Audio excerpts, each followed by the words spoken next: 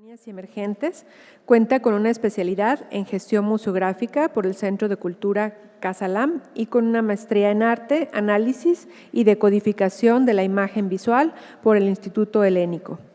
Ha trabajado como curadora y crítica y gestora y desde 2017 dirige Obras de Arte Comentadas, una de las plataformas de educación de arte contemporáneo más importantes de Latinoamérica.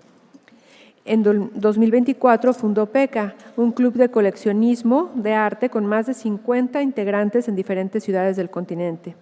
Ha colaborado con instituciones como el Centro de la Imagen, el Museo Tamayo, la Universidad Autónoma de Aguascalientes, la Universidad de las Artes de Aguascalientes, el Museo de Arte Contemporáneo de Querétaro, la Casa del Lago, el Centro Cultural de España y la Universidad Autónoma de San Luis Potosí, así como con la Cátedra Internacional Inés Amor en Gestión Cultural de la Universidad Nacional Autónoma de México, entre muchas otras actividades, y pues le damos la bienvenida a este 7º Foro de Museos.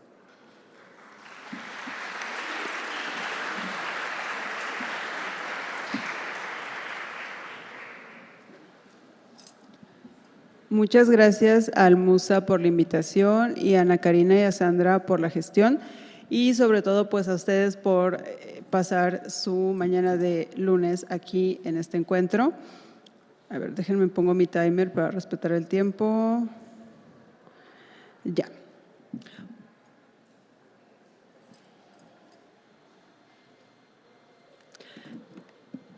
El título de mi ponencia es la generación de contenido crítico y educativo en materia de cultura en formatos accesibles para redes sociales. Y quiero comenzar esta ponencia con una cita, con una anécdota y con una confesión. Primero vamos con la cita.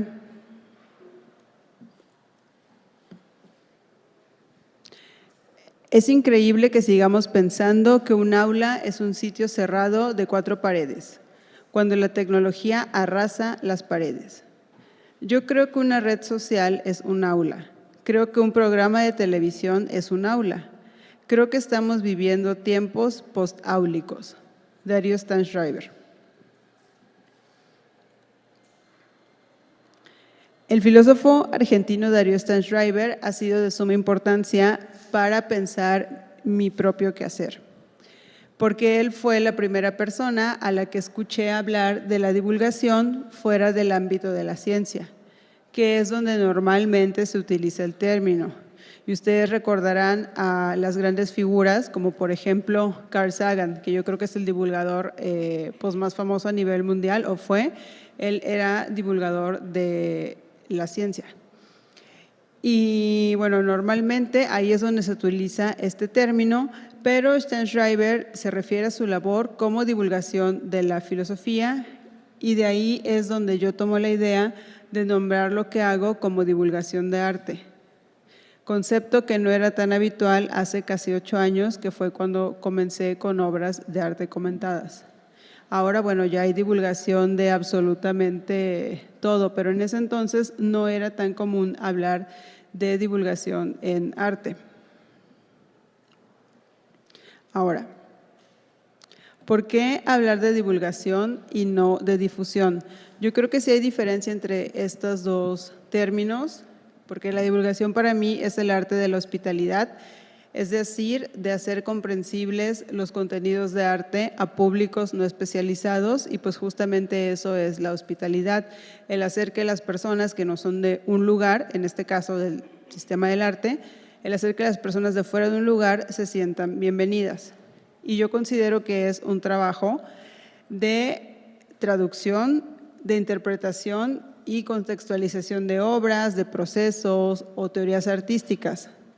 La divulgación busca hacer accesible el conocimiento, mientras que la difusión, aunque también es muy valiosa y es importante, yo creo que no necesariamente realiza una labor interpretativa. Difusión es simplemente compartes lo que hay y divulgación creo que sí lleva una cuestión de traducir esto o contextualizarlo o hacerlo cercano a personas que son de otros ámbitos. Ahora viene la anécdota.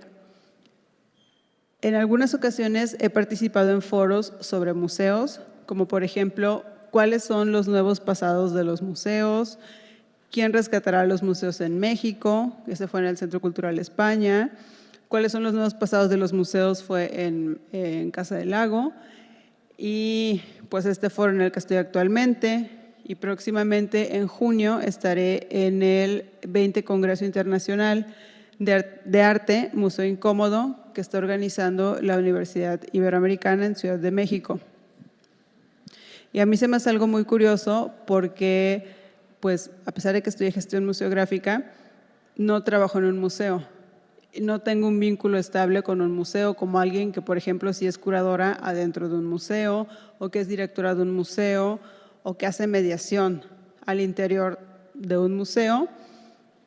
Y me llama mucho la atención que me inviten a foros sobre museos cuando no estoy realmente vinculada con uno, pero yo creo que me inviten a estos espacios habla de algo más grande, es decir, de cómo la generación de contenido crítico y educativo en redes sociales comienza a ser reconocida como una forma legítima, como una forma válida o una forma significativa de intervención cultural.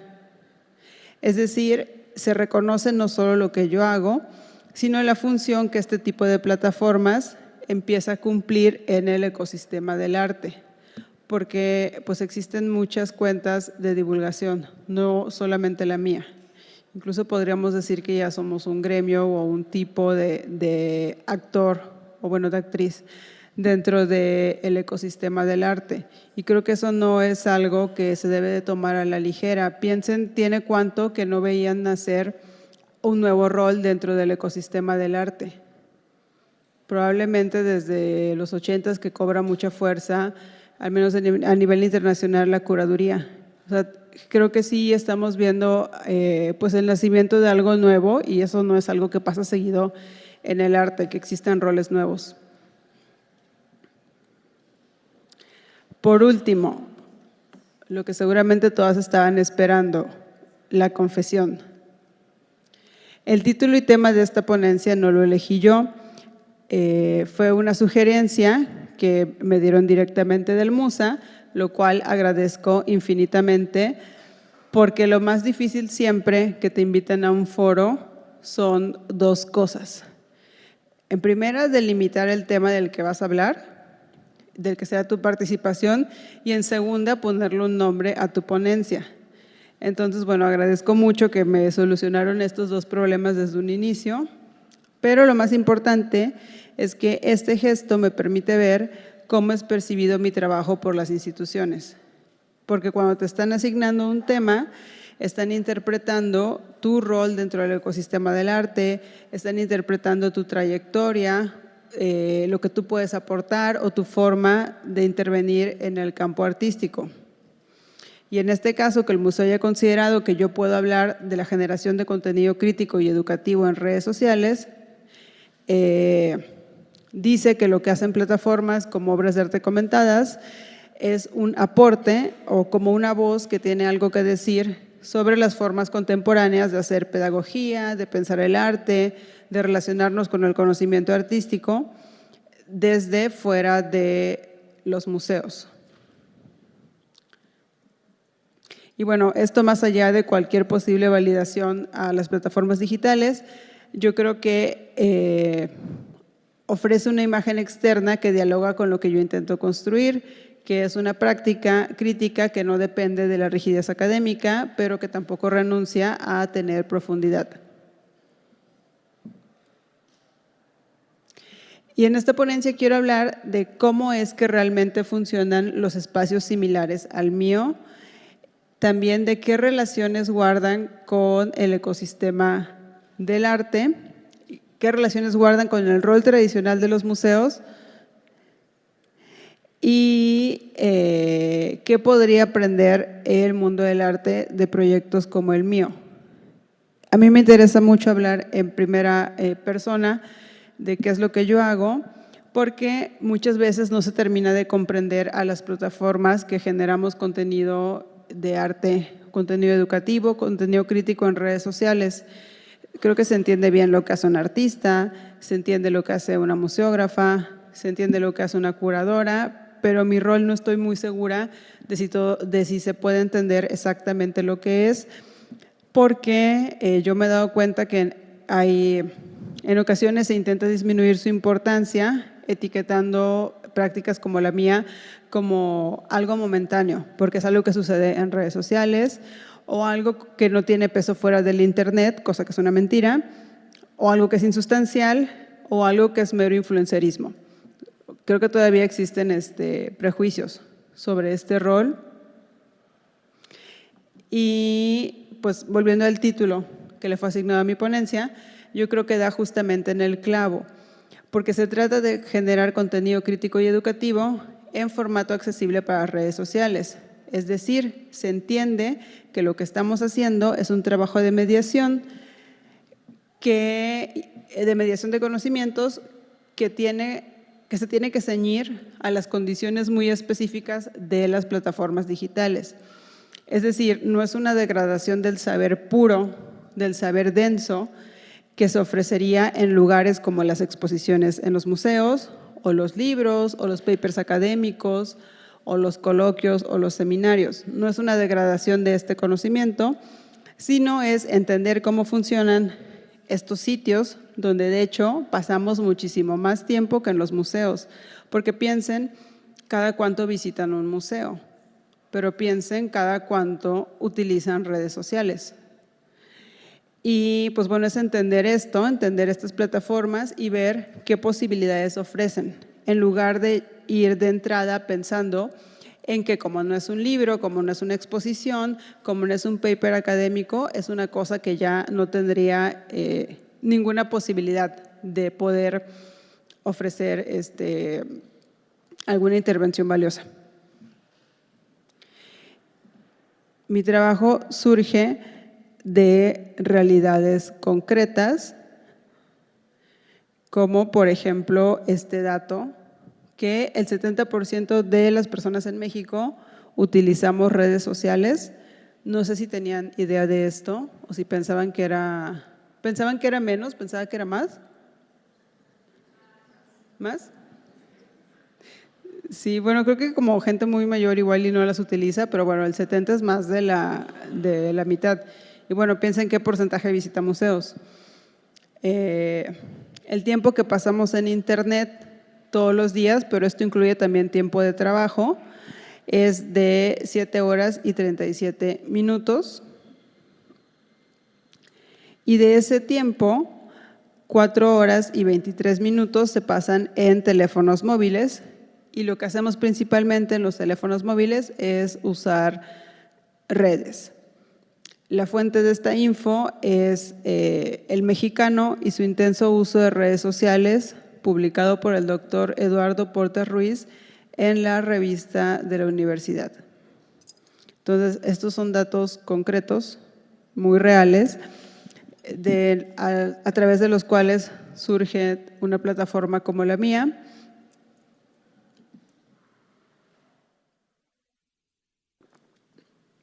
Pero obviamente no quisiera volver solamente estadísticas o números o porcentajes, cosas que son situaciones reales que muchas personas de ciudades pequeñas, como yo que soy de Tampico, Tamaulipas, pues hay muchas situaciones que compartimos en cuanto a museos. Y la primera realidad muy concreta es que no hay museos en todo México. Guadalajara es una capital, es una ciudad grande, pero, por ejemplo, en Tampico, Tamaulipas, no existe absolutamente ningún museo de arte. Tenemos como un museo naval, un museo de la cultura huasteca y un museo nuevo que es como un museo para niñas. Y les podría mencionar varias ciudades, no sé, Ciudad Mante, Tamaulipas, varias ciudades en las que no existe absolutamente ni un museo de arte. Y, pues bueno, el acceso a ver exposiciones presencialmente y a poder ser parte de los debates culturales, a estar al día con la información, pareciera que es algo que muchas veces nos está negado a las personas que somos de ciudades donde no hay como toda esta infraestructura cultural. Y de ahí justamente surge el interés de mi plataforma de acercar el arte y la crítica a personas que por razones geográficas, económicas o de otra índole, pues no tienen acceso a estos espacios. De hecho, yo cuando fundé mi plataforma, yo estaba en Tampico y estuve muchos años en Tampico. Ahorita vivo entre Tampico y la Ciudad de México, vivo en las dos ciudades y yo creo que eso sí fue determinante. El ser de una ciudad donde no hay nada te hace buscar información en Internet, porque básicamente si no lo consumes en Internet, pues no lo vas a ver en ningún otro lado, y eso me hizo a mí tomarme en serio la importancia y el impacto que podía tener las plataformas digitales. Y no se trata únicamente de compartir imágenes o de compartir obras o de difundir información, sino de generar discusiones, de dar contexto y sin que la falta de toda esta infraestructura que les estaba platicando, pues sin que eso condicione el acceso al debate y la reflexión. Que obviamente también el hecho de que sean redes sociales y que muchas personas puedan utilizarlas, pues tampoco significa que sea 100% democrático, pero bueno, el acceso a los museos, a la educación y a muchas cosas tampoco es 100% democrático, incluso aunque sea gratuito, no todas las personas podemos acceder, ¿no? Tampoco es esta fantasía de porque es redes sociales, si le llega a cualquier persona, pues definitivamente no. Ahora, ¿cómo se generan estas discusiones? Yo creo que lo primero que hay que entender es que estamos trabajando de forma fragmentaria, a diferencia de un libro que es una unidad discreta, una unidad continua, pues en redes sociales estás trabajando con fragmentos, porque los posteos, pues bueno, son fragmentos y la atención que nos regala el público también son fragmentos. Pero volvemos al punto, en un museo el público también te está regalando solamente un fragmento de su tiempo. Y hay diferentes estudios, pero se hizo muy famoso una noticia en Artsy de que el público le dedicaba aproximadamente de 15 a 17 segundos a una obra de arte. Y básicamente, bueno, ya hay TikToks que duran 10 minutos. O sea, incluso dentro de redes puedes tener como más tiempo que 17 segundos de la atención de una persona. Pero bueno, estamos trabajando al fin y al cabo con fragmentos. No estás tomando una clase de 2 horas, no estás leyendo un libro, pero eso no significa que con los fragmentos no pueda crearse sentido. Vas construyendo bloque a bloque, es decir, publicación a publicación. Y un posteo aislado quizás no genere ninguna discusión, pero si de forma constante y sostenida en el tiempo estás tocando ciertos temas, las personas terminan leyendo tu trabajo como un continuum, a pesar de que esté todo fragmentado, ya en conjunto sí crea cierto sentido. Y también creo que no basta con subir contenido a redes sociales, lo que realmente provoca conversación y pensamiento es la toma de postura que tú tienes. Y en mi experiencia, pues bueno, las discusiones no se generan por subir una obra, sino por tener una opinión sobre la obra, por tener una interpretación, por compartir un contexto, por plantear una pregunta que no estaba en la obra de manera explícita. Y en el caso particular de mi plataforma, les cuento que fue justamente cuando comencé a dar mi opinión sobre ciertos temas o sobre ciertas obras que empezó a crecer.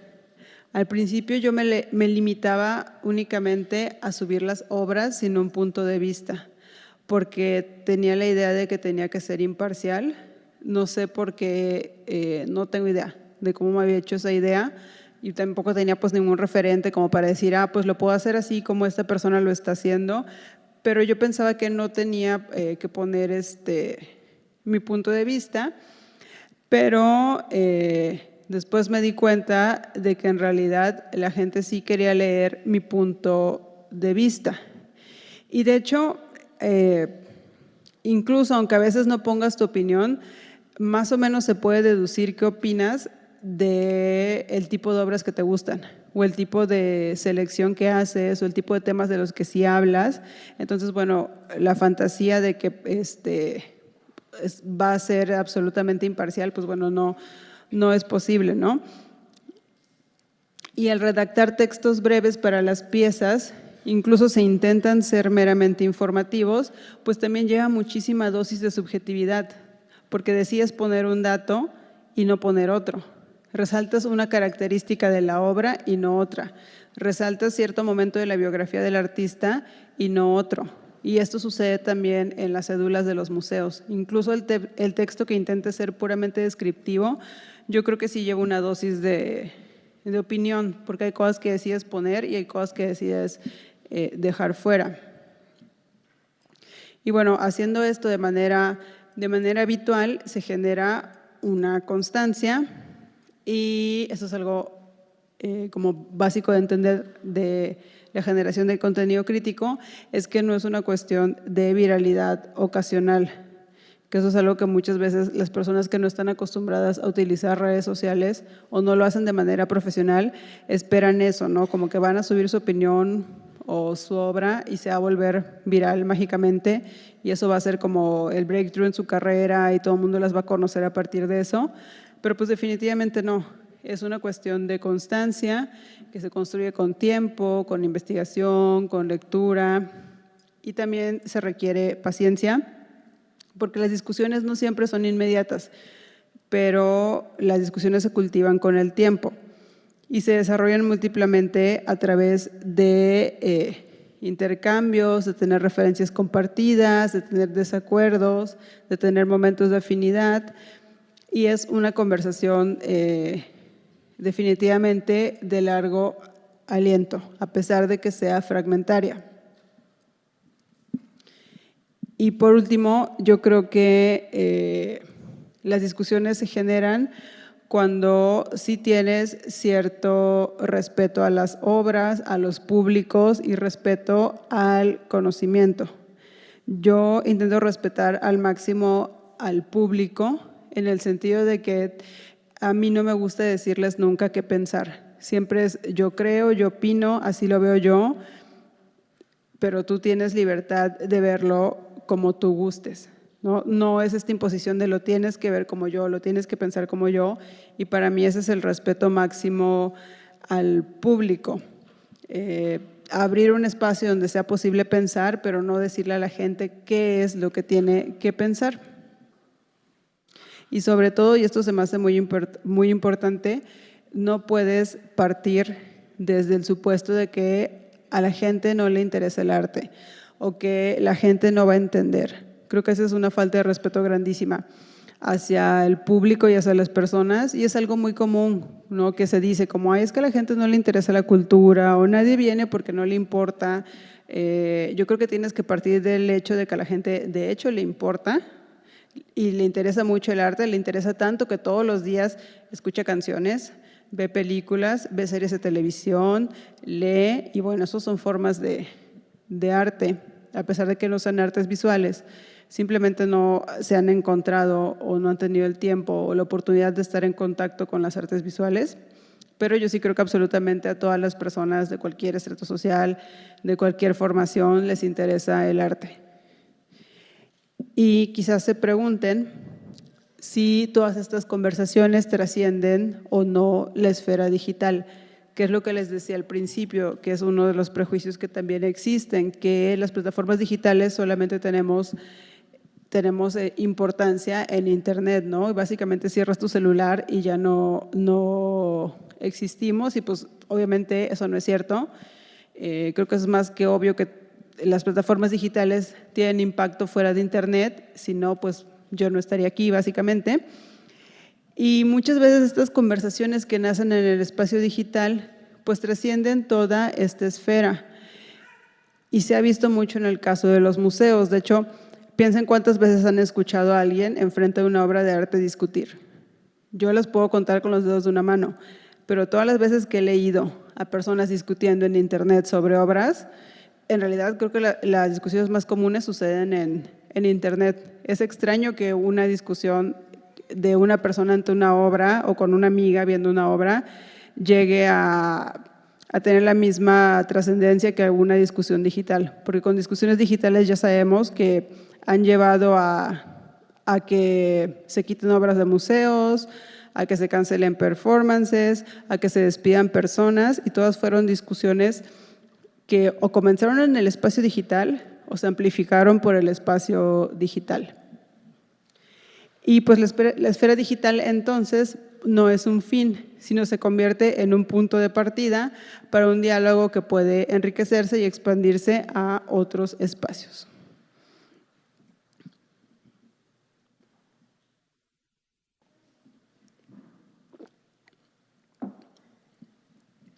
Ahora, lograr que el contenido en redes sociales mantenga su profundidad sin diluirse en lo efímero o en la superficialidad de todo lo que consumimos en Internet, pues implica saber cómo aprovechar las características de las plataformas. Yo creo que algo básico es tener como una postura propia y sostenerla a través del tiempo.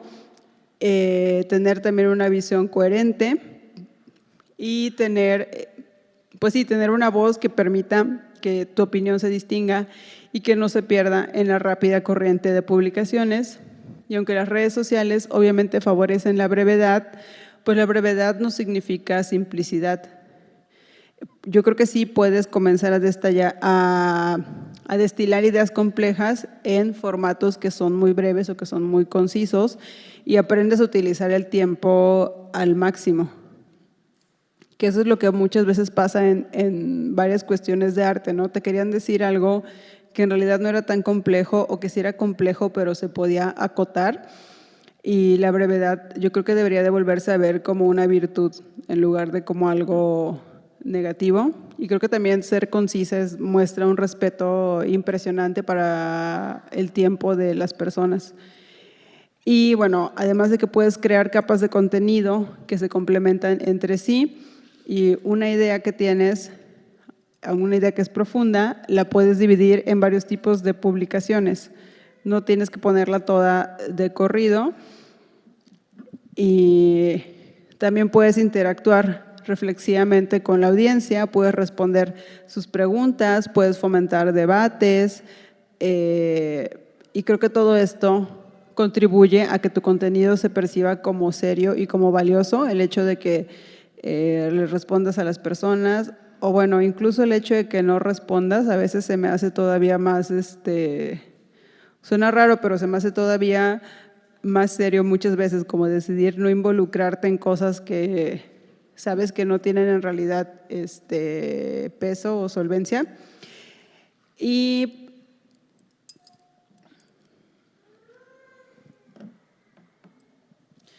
otra cosa importante es pues ofrecer espacio para el pensamiento pausado y para generar contenido que invite a la reflexión y no solamente a la respuesta rápida, permitiendo así que las plataformas digitales funcionen a tu favor sin sacrificar tener cierto rigor o tener ciertas posturas bien pensadas.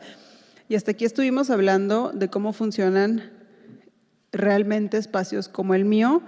Ahora me gustaría hablar de qué relación guardan con el rol tradicional de los museos, porque creo que a pesar de que en plataformas como la mía no son un espacio físico y parecerían como muy contrarias a los museos, en realidad sí hay bastantes similitudes entre lo que hacemos.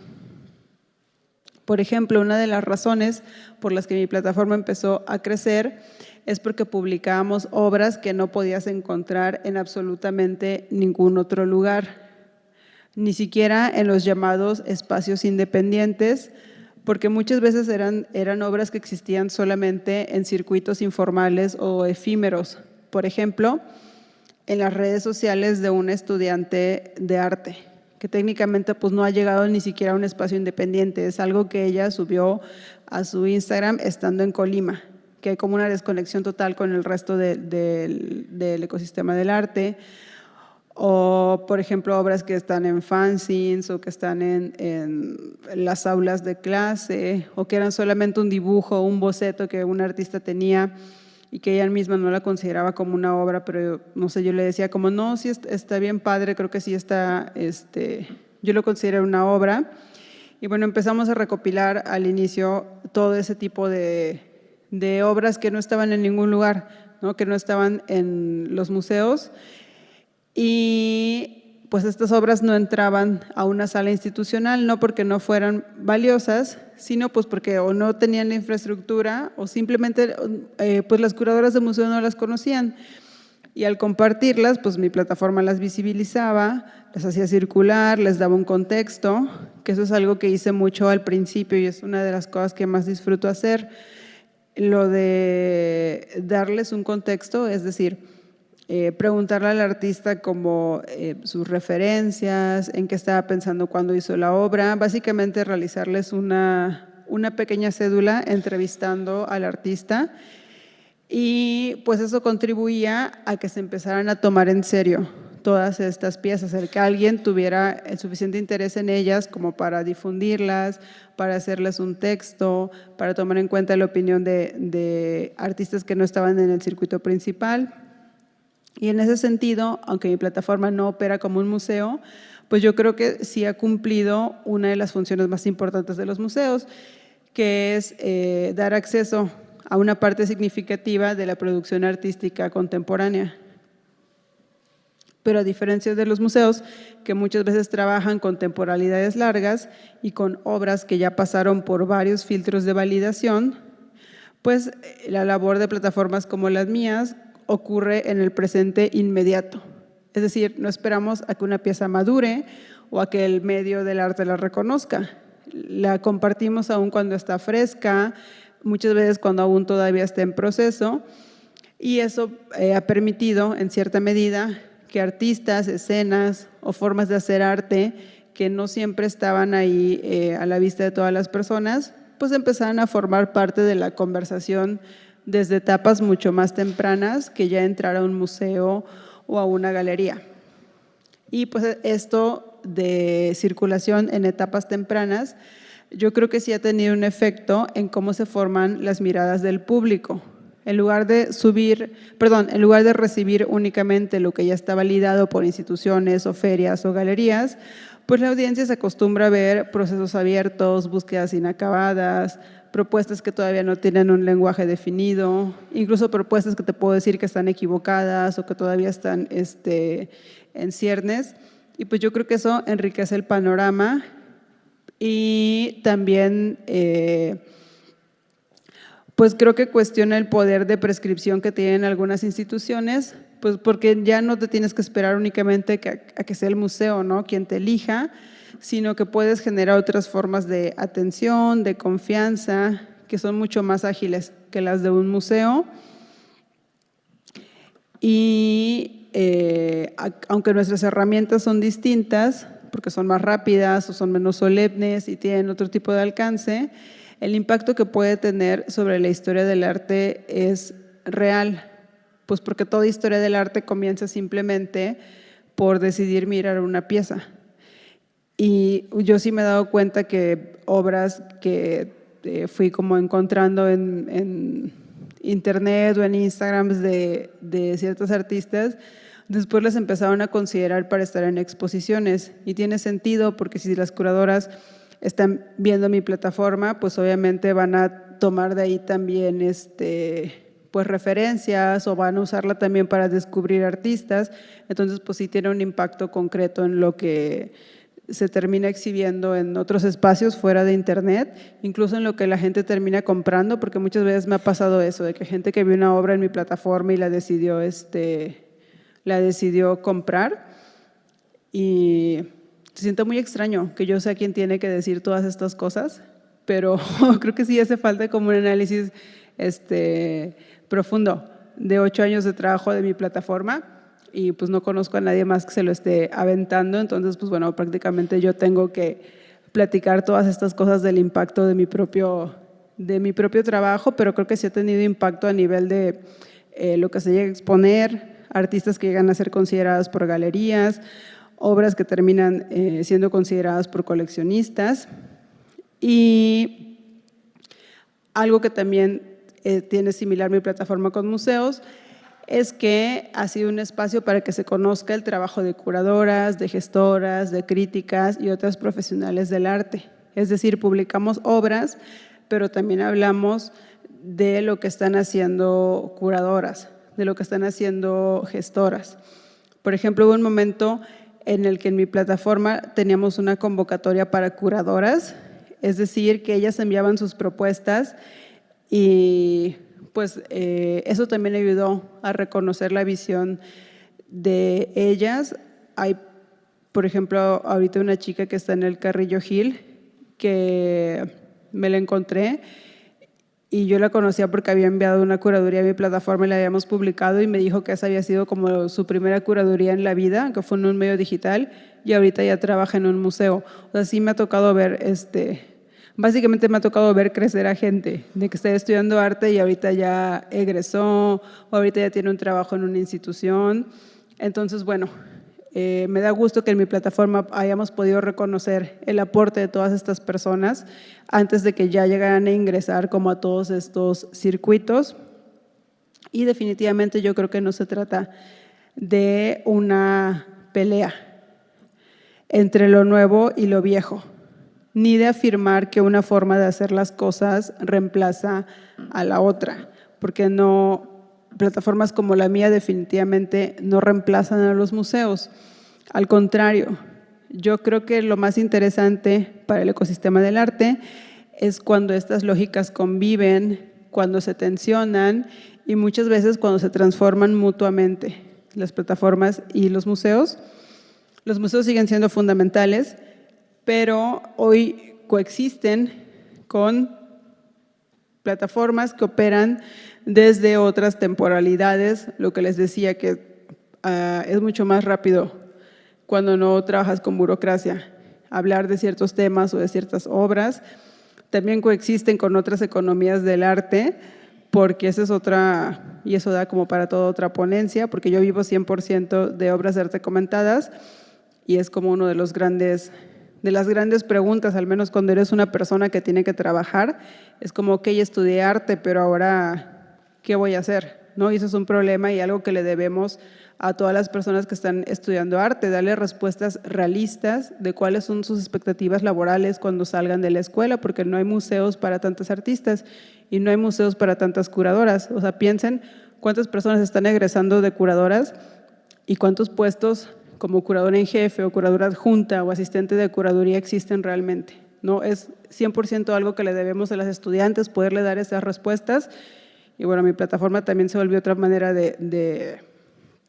pues una economía que coexiste a la par de todas las que están establecidas en el arte. Y pues esta coexistencia pues no debilita al sistema, al contrario, lo vuelve más complejo, lo vuelve más poroso y sobre todo creo que vuelve más vivo a nuestro ecosistema.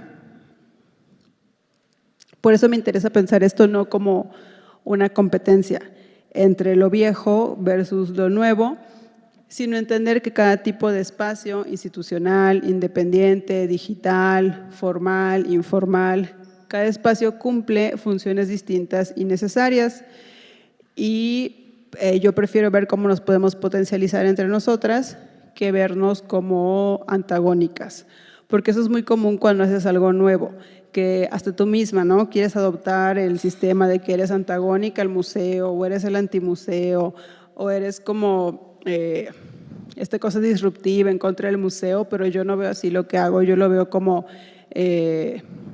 algo que es sino un complemento, algo que puede convivir a la par, pero siendo diferente. Y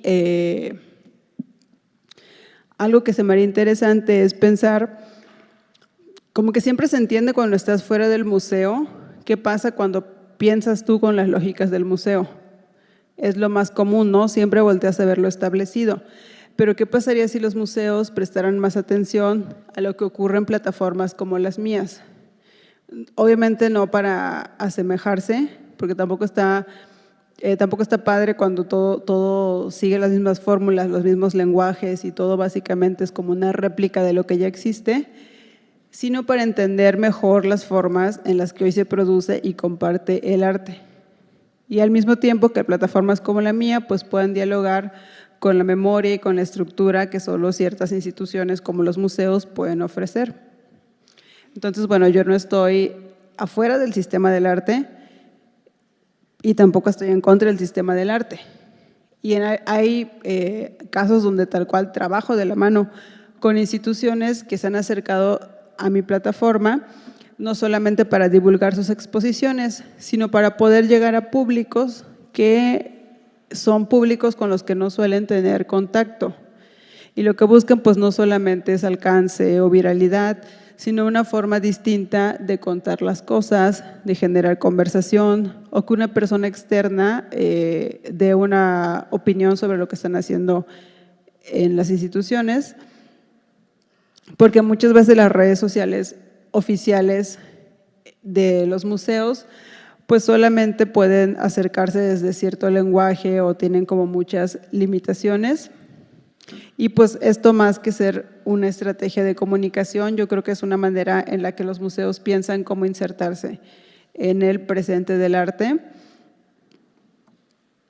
Porque bueno, las redes institucionales pues muchas veces están sujetas a protocolos o a un lenguaje más neutral o a un lenguaje que tiene que evitar ciertas diferencias o que tiene que ser muy rígido. Y pues en mi plataforma yo básicamente puedo, pues tengo mayor libertad, ¿no? O menor burocracia. Y pues esta libertad editorial combinado con yo poder tener mi propia voz o mi propia opinión, pues le crea cierta confianza al público y permite que la información no solamente circule, sino que tenga un efecto que va más allá de, o sea, sí puede ir gente a una exposición o puede seguir a un artista, pero también puede repensar algo que ya se daba por hecho o también puede ayudar a las personas a formar sus propios criterios. Y creo que eso es la diferencia clave con los canales oficiales de los museos.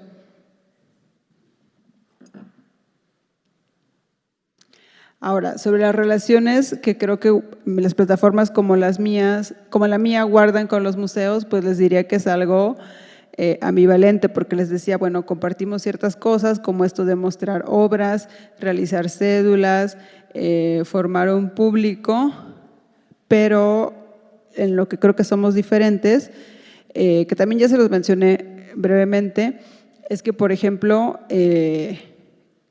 las plataformas digitales pues no tendemos a la permanencia, que es básicamente uno de los principios de los museos. Tampoco tendemos, por ejemplo, a la autoridad institucional, sino más hacia la horizontalidad, porque, bueno, en un museo está muy claro los rangos, pero en una plataforma digital una persona que no tiene absolutamente ninguna formación se puede poner a discutir contigo, no importa cuánto sepas. Y en un museo pues es raro que eso suceda, ¿no? Como que sí están muy marcadas las jerarquías. Y otra cosa que compartimos con los museos es, por ejemplo, la vocación educativa. Creo que eso es en lo que más aparte de difundir obras, en lo que más nos parecemos es en la vocación educativa, porque pues, los museos han sido espacios clave para la formación de públicos y para el desarrollo de gustos, y pues Obras de Arte Comentadas cumple esa misma función dentro del ecosistema digital, lo de tener vocación educativa y buscar maneras accesibles pero rigurosas para que las personas comprendan lo que está sucediendo en el arte contemporáneo, para que lo puedan discutir y para hacer del arte un espacio de conversación pública. Otra cosa es que también que compartimos es el interés por generar una comunidad alrededor del arte. Los museos, pues bueno, tienen esta comunidad que es la que asiduamente los visita, y las redes como la mía pues también tienen una comunidad o usuarias o seguidoras que asiduamente visitan la plataforma. En ese sentido pues también nos parecemos muchísimo, y también en ayudar a producir valor simbólico. Otra diferencia es que, por ejemplo, mi plataforma no tiene una colección ni conserva objetos, ni está sujeta a la lógica patrimonial, y en lugar de custodiar, lo que hace es circular. No preservamos, sino que activamos. En eso sí seríamos diferentes. Y ahora, después de que ya vimos todo esto de similitudes y diferencias, me gustaría, para cerrar, hablar de qué pueden aprender los museos de plataformas como la mía.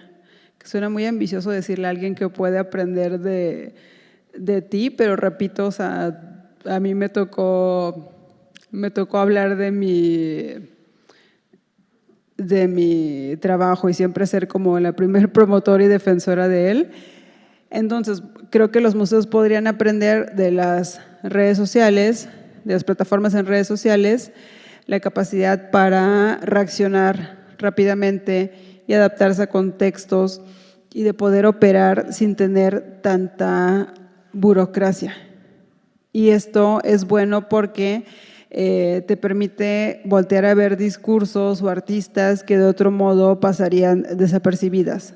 Lo que les decía, ¿no? Un museo, para que entres tienes que haber pasado ya por muchas capas de validación, y creo que estaría bien que existiera un poco más de flexibilidad para poder revisar qué es lo que está pasando en lo contemporáneo sin todos estos tiempos burocráticos. Y pues también recordar que inmediatez no implica necesariamente superficialidad, sino que es otra forma de estar en sintonía con el presente.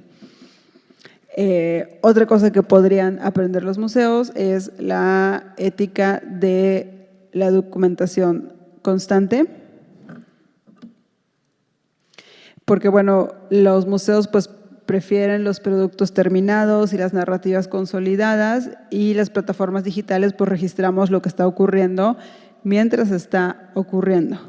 Y esta práctica pues sí ayuda a pensar lo que puede ser digno de archivo y pues también a construir una memoria alternativa del arte contemporáneo, una memoria que pues es mucho más fragmentaria, mucho más plural y mucho más sensible a los matices del presente.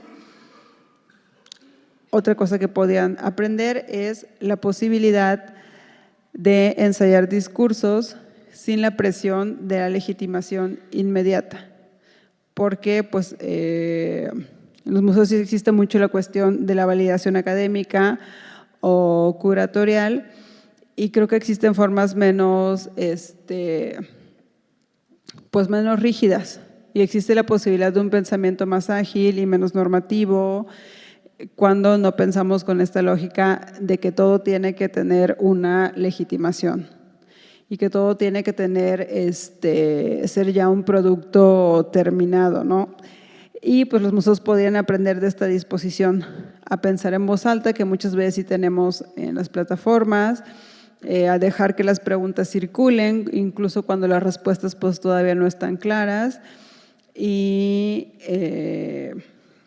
otra cosa que podrán aprender los museos es construir cercanía, porque los museos muchas veces se relacionan con sus públicos desde un lugar de autoridad vertical. Educan, informan, legitiman, y plataformas como la mía, pues más que hacer esto desde una autoridad vertical, pues compartimos dudas o usamos un lenguaje pues muchísimo más común, somos más inmediatos, tenemos mayor vulnerabilidad y pues no simulamos una neutralidad institucional, ¿no? Y pues esta cercanía no es solo un estilo de comunicación, sino una ética de cómo te relacionas con las audiencias, ¿no? Nuestras audiencias no son únicamente usuarias o beneficiarias de contenidos culturales, sino tal cual son interlocutoras. Tú hablas con tu audiencia en las plataformas digitales y pues eso genera esta cercanía o esta confianza. Y creo que esto es diferente a las instituciones que aún luchan por actualizar sus formas de mediación. Las plataformas digitales ya hemos demostrado que es posible construir diálogos significativos desde estructuras mínimas, sin necesidad de edificios, guardias ni boletos de entrada. Muchas gracias.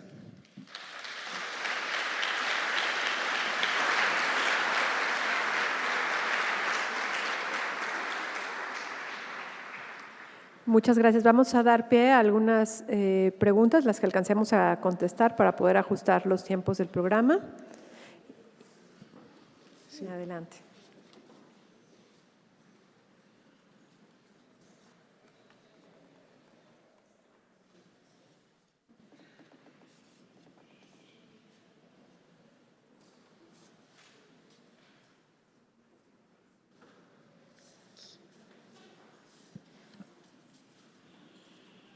Ahí voy, es que quería ver todas para ver cuál les daba tiempo de contestar, pero ya las voy a contestar así como las mandaron. Dice, ¿cuál sería el formato de contenido cultural para acceder a redes sociales? No sé si entendí bien la pregunta. Si preguntan como formatos de redes sociales, pues bueno, los formatos están definidos por la plataforma que utilices. TikTok es video y ahora álbumes, Instagram es igual, álbumes y video, Facebook es igual, álbumes y video, pero sí la pregunta es como qué tipo de contenidos puedes hacer sobre cultura para redes sociales. Pues yo creo que más que pensar exactamente como en qué formato, de si es video o si es imagen o si es un en vivo o si es una entrevista, que pienses primero en qué es exactamente lo que tú quieres decir o qué es exactamente lo que encuentras relevante o significativo de una obra y lo comiences a escribir tal cual como un guión, que es lo que yo hago, y después te vas a dar cuenta de cómo crees que se vería, cuál sería la mejor salida para ese contenido. Hay cosas que, bueno, te vas a dar cuenta que tiene que ser un video porque tiene que haber como imágenes en movimiento, no sé, en la sala de el museo. Hay cosas que si es una obra, pues vas a querer mostrar como detalles fijos y te vas a dar cuenta que el formato va a ser un álbum, pero que pienses primero lo que quieres decir y luego ver cómo lo puedes pues transformar en contenido. Si es que entendí bien la pregunta. ¿Y qué herramientas se pueden usar para el contenido en redes sociales, para que el contenido en redes sociales no se pierda en lo efímero? Es que yo pienso que absolutamente cualquier cosa se puede perder en lo efímero, incluso una exposición de museo. Si no, o sea, piensen en cuántas exposiciones del año 2011 recuerdan.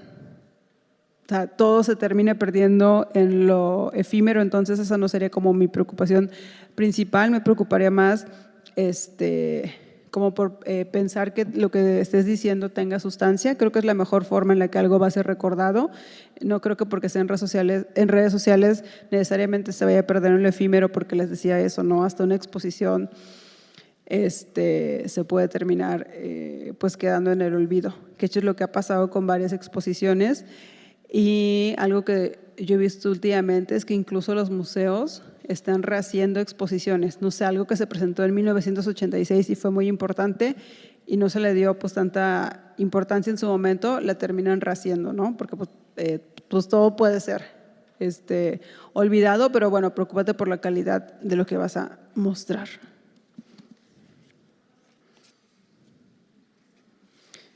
¿Es tu plataforma solamente exclusiva para la visibilización de las mujeres como agentes del arte o también está abierta para hombres?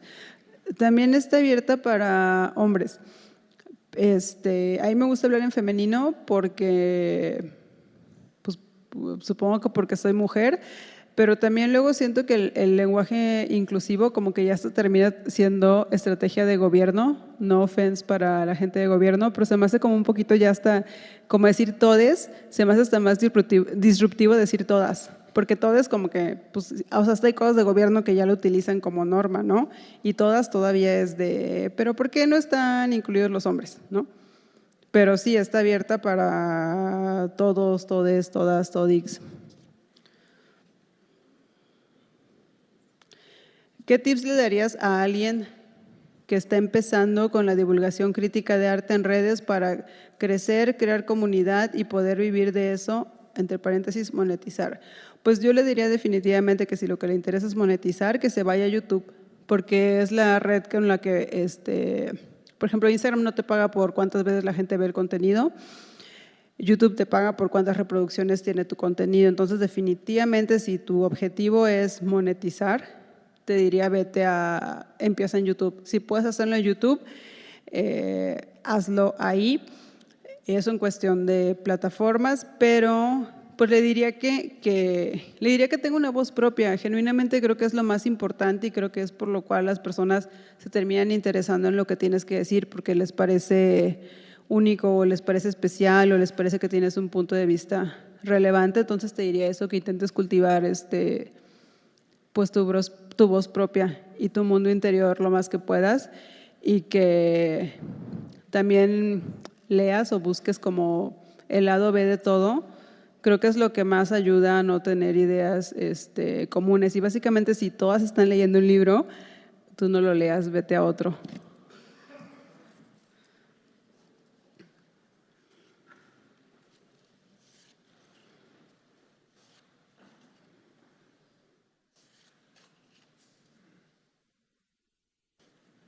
¿Cuál crees que es el mayor desafío de difundir el arte por medio de las redes sociales? Yo creo que algo que sí está bastante feo de redes sociales y que no lo mencioné en la ponencia es que pues sí estás compitiendo por la atención, pero básicamente ya en todo estás compitiendo por atención. De hecho, ahorita estoy compitiendo por su atención, ¿no? Contra su celular y contra sus preocupaciones y contra sus ganas de ir al baño. Pero pues todo el tiempo estás compitiendo por la atención de las personas, y algo que se me hace muy feo es que todo tenga que ser entretenido. Entonces creo que ese es el mayor desafío, ¿no? No el hacer entretenidas las cosas, sino el tú misma decir, pues sabes que aunque no sea entretenido, yo tengo que hablar de este tema. O sea, si ya lo puedo hacer como de manera interesante, pues qué bueno. Por ejemplo, yo tengo una amiga que hace contenido de redes sociales y yo decía, wow, envidio la facilidad con la que puedo hacer que todo sea gracioso, porque yo sí me considero una persona graciosa, pero no en mi trabajo. Y ella todo lo que sube es gracioso. Y yo decía, wow, me gustaría que mi contenido fuera como el de ella, así de gracioso. Y luego ella así como en una historia para Close Friends, así de, me molesta tanto tener que hacer todo gracioso, sufro mucho teniendo que hacer todo entretenido. Y pues sí, ese es el principal reto, ¿no? Como de estar compitiendo y tener que volver todo entretenido, pero pues sí, prefiero que aporte algo a que sea entretenido. Dice, ¿cuál sería tu utopía de museo, tu museo ideal?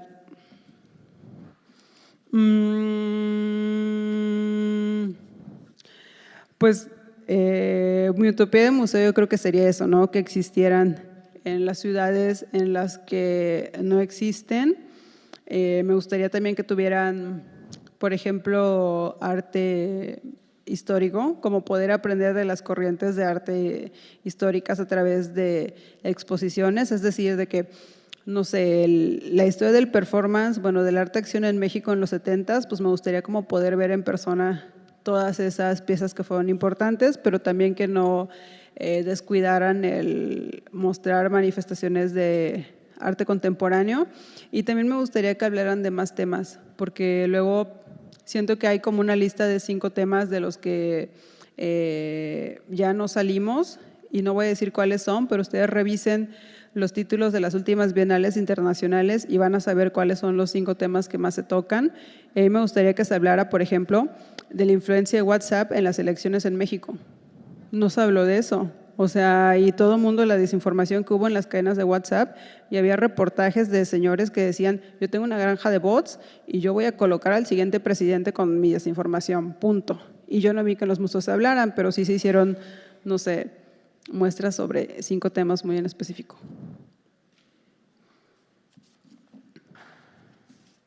¿Todavía tenemos tiempo? Ah, bueno.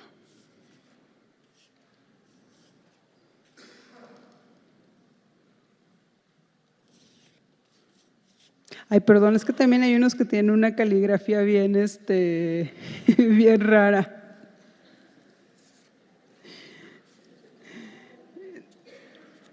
Interesante este nuevo planteamiento de promotoría del arte en redes. Desde su experiencia, ¿puede comentar brevemente sobre la comercialización que se da cuando hay interés por adquirir una obra expuesta en su sitio? Sí, en mi plataforma no estamos haciendo ventas ahorita. por un problema bien tonto de Instagram.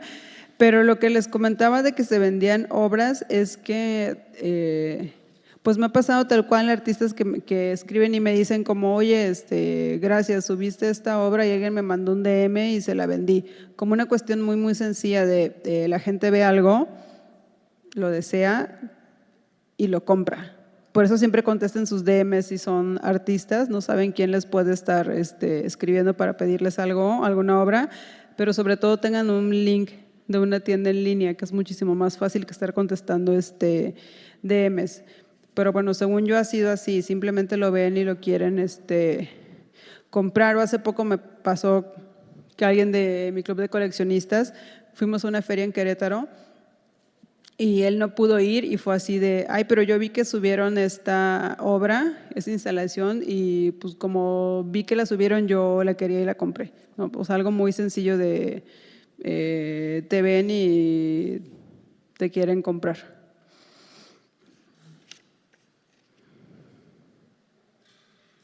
Siendo el arte contemporáneo base en el contenido de la plataforma, ¿han sido más complejas las discusiones a comparación del arte tradicional?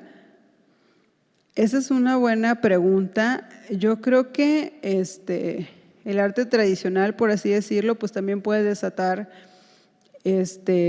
discusiones actuales. Básicamente por eso es arte, porque te puedes seguir hablando aunque haya sido hecho hace muchísimos años, pero sí creo que el hecho de que sea arte contemporáneo sí genera otro tipo de discusiones, porque como pues eres más educada en cuestiones de arte tradicional que de arte contemporáneo, ¿no? Entonces en arte contemporáneo pues siempre va a haber ciertas dudas o ciertas incomodidades que en el arte tradicional a lo mejor no.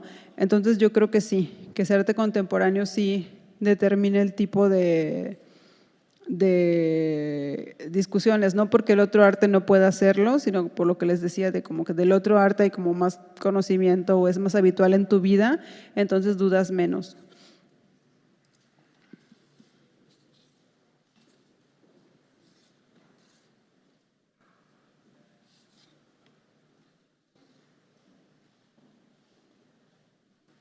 Dado el poco diálogo en formato presencial acerca de las obras, ¿cómo podría accionar el espacio del museo? Pues bueno, es que creo que los museos de forma presencial pues justamente sí responden, ¿no? Como haciendo foros como o cuando hacen lecturas o cuando hacen… Eso seguramente sí les ha tocado de gente, la gente no discute ante las obras, pero la gente sí discute en los foros. No sé si les ha tocado de que ir a una conferencia y si hay gente que le contesta a la ponente así como, pues lo que dijiste no tiene sentido para mí, no sé qué. Entonces creo que sí lo hacen, pero en este tipo de espacios, no ante las obras, sino cuando existe un foro, como por ejemplo y las redes sociales por su formato, pues ya son foro, entonces ya todo el tiempo se está dando la discusión. Entonces creo que los museos sí lo hacen, pero pues estando enfrente de una obra, ya ni es culpa del museo, ¿no? Sino que la experiencia frente a una obra 1-a-1 o 1 y 10 personas, pues por su mero formato no permite, ¿no?, la discusión, pero organizan eventos como y ahí es donde sí sucede. No sé cómo vamos de tiempo.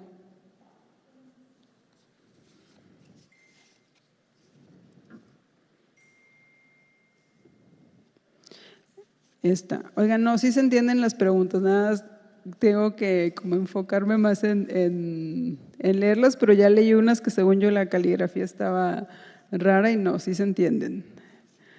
¿Las redes de un museo deberían obedecer más a tareas de promoción o ser más una extensión de video y archivo de la experiencia museográfica?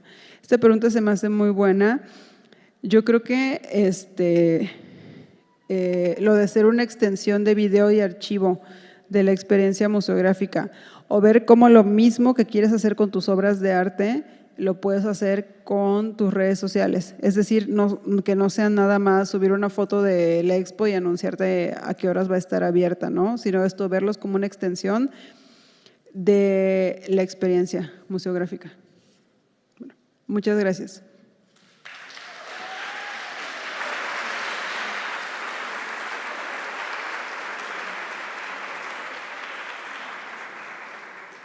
Agradecemos a Baby Solís su presencia en este 7º foro y debido al ajuste que tuvimos en el horario del programa, vamos a continuar de inmediato con la siguiente conferencia en un minuto que se haga el cambio de montaje. Gracias. Gracias.